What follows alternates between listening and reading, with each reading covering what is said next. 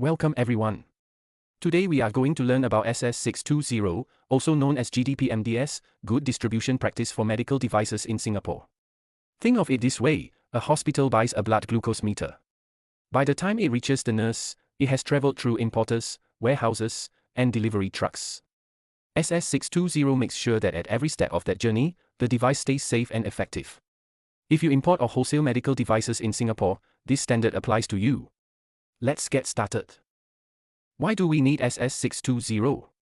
Because distribution is risky. Devices can be stored at the wrong temperature. Packaging can get damaged. Products can get mixed up or even counterfeited. Any of these problems can harm a patient. SS620 is the shield. It gives every importer and wholesaler a set of rules to control these risks, from the moment a device leaves the manufacturer to the moment it reaches the hospital or clinic. Simple rule to remember: a device is only as safe as its journey. SS620 is built on 3 phases. Phase 1, Foundational Pillars: set up your quality management system, QMS, document everything, assign responsibilities, and create your traceability records.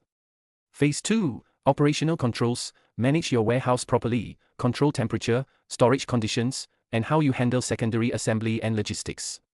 Phase 3, Post-Market Vigilance: after products are distributed, keep watch. Handle complaints, report adverse events, and respond to product recalls, FSCA. Think of it as, build your system, run it properly, watch over it. 2 big ideas here.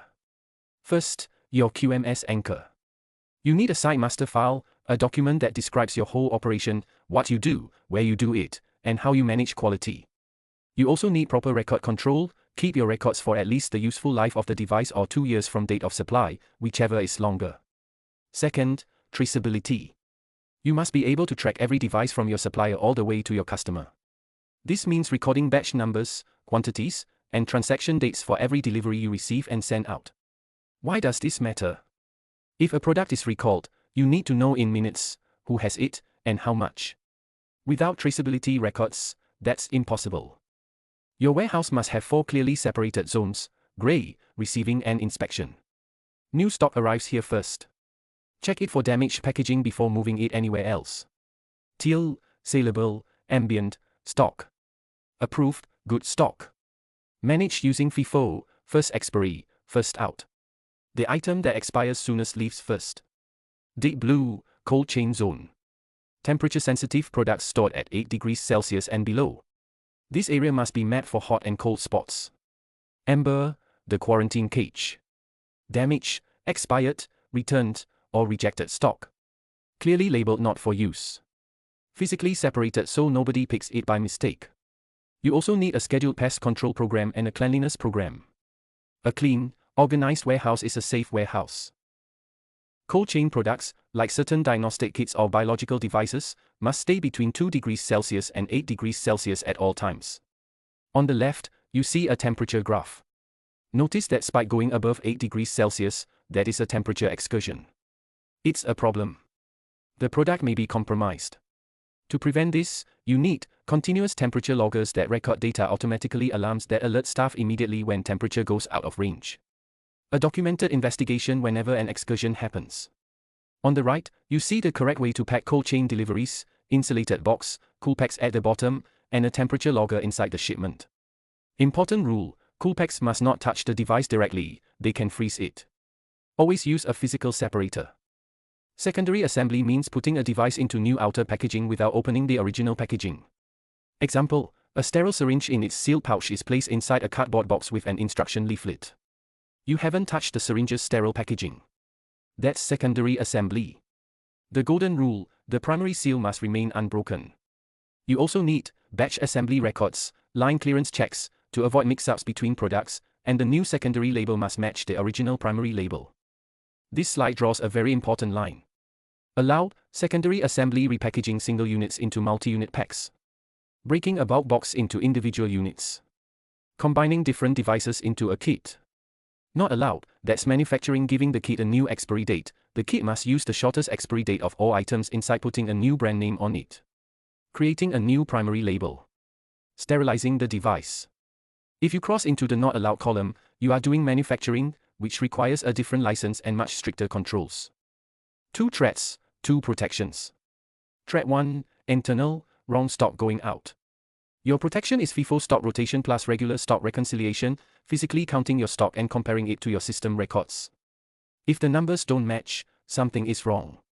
Threat 2, external, counterfeit or tampered devices. If you find a suspicious device, the protocol is clear.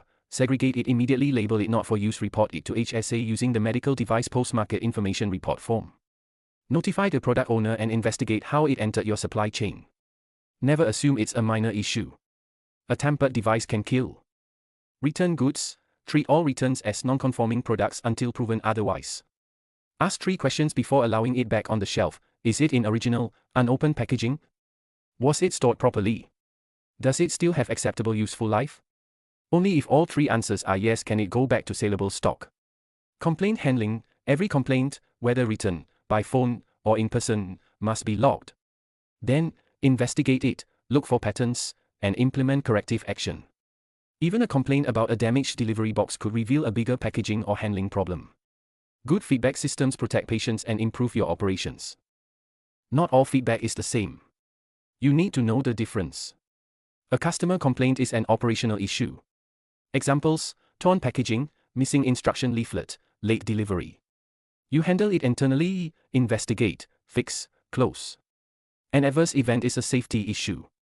Examples: a device malfunctions during surgery, an implant causes a toxic reaction. This is much more serious. It must be reported to HSA and could trigger a product recall. The key question to ask when a complaint comes in: could this device have harmed or killed someone? If yes, escalate immediately.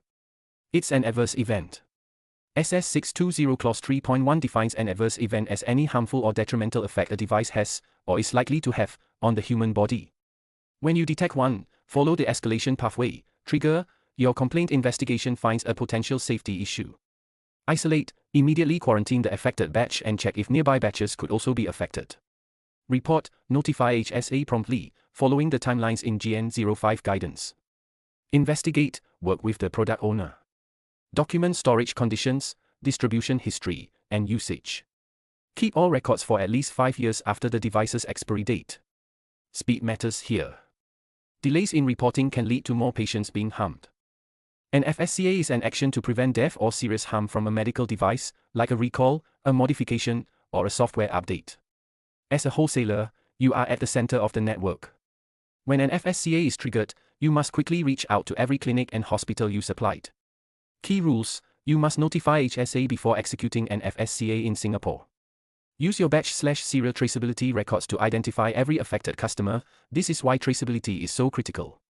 At the end of the FSCA, send HSA a field safety notice, FSN, and a reconciliation report showing how many units were delivered versus how many were recovered. Think of it like a food recall: the faster you can trace and retrieve the product, the safer everyone is.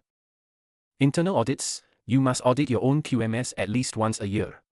The purpose is to check, are you actually doing what your procedures say? If not, find out why, fix it, and verify the fix worked. Outsource activities: many companies use third-party logistics companies, pest control vendors, or contract packages. Remember, outsourcing the work does not outsource the responsibility. If your 3PL warehouse messes up the cold chain, that is your problem with HSA. You must check their competence before engaging them, monitor their performance regularly, and have a written contract that spells out quality requirements, including cold chain rules if applicable. For key activities like secondary assembly, the provider must be SS620 certified or audited by your certification body. This final slide shows the big picture. SS620 has 3 interconnected parts: digital traceability, QMS, generates batch and serial number data, enables rapid FSCA when needed. Post-market vigilance, complaints and adverse events, triggers quarantine actions, feeds back into physical control. Physical control, warehouse and assembly, generates the batch data that feeds traceability. They all depend on each other. Weak traceability means you can't execute a recall. Poor warehouse control causes adverse events. Ignoring complaints means you miss safety signals. SS620 is not a checklist. It is a living, connected system, built to protect every patient at the end of the supply chain. Your job is to keep every link in that chain strong. If you found this helpful, don't forget to like and subscribe. Drop a comment if you have questions, I'm happy to help explain more. And check out our other videos.